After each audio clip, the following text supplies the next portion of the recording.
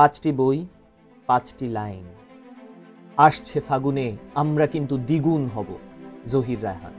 বইয়ের নাম আরেক ফাল্গুন।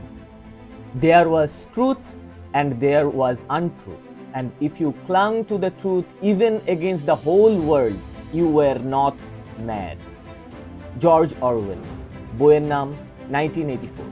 Leaders who do not act dialogically but insist on imposing their decisions do not organize the people.